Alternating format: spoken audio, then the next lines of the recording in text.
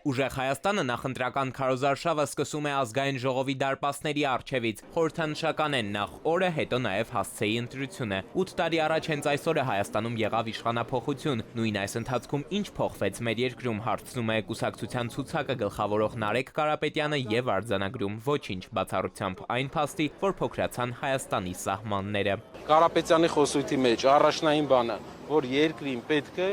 մարդիկ պետք է իրենց տանը, իրենց գրպանի վրա, իրենց երեխաների կյանքի որակի վրա տարբերությունը զգան։ Սա պետք է մենք բերենք։ Իշխանության ղեկն իր ձեռքը վերցնելով Ուժեղ Հայաստանը նախ խնդիր կդնի մինչև 4 ամսվա ընթացքում մեր երկրում հաղթահարել ծայրահեղ աղքատությունը։ 5 հոգուց բաղկացած յուրաքանչյուր ընտանիք, որ չքավորության ճիրաններում է, ամսական 150,000 դրամ աջակցություն կստանա։ Այդ գումարը տալու են հայ աշխարհի հարուստ հայ գործարարները 70%-ը եւ 30%-ը միայն մասնակցելու է պետությունը։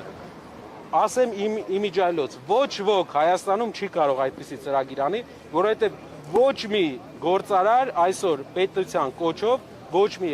համաշխարհային հայկական կապիտալի տեր, ոչ թե այն գործարարները, ով ստիպված են ձեռք սեղմում անել, հայկական սպյուրքի ոչ մի մեծ գործարար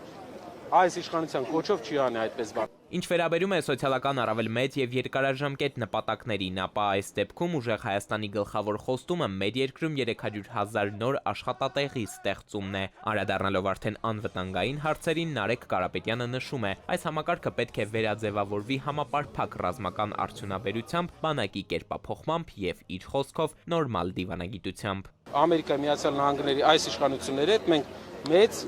պոտենցիալ ենք տեսնում աշխատանքի։ Եվրոպական միության մի շարք լիդերներ, ովքեր հեսա պարտվելու են ընտրություններում,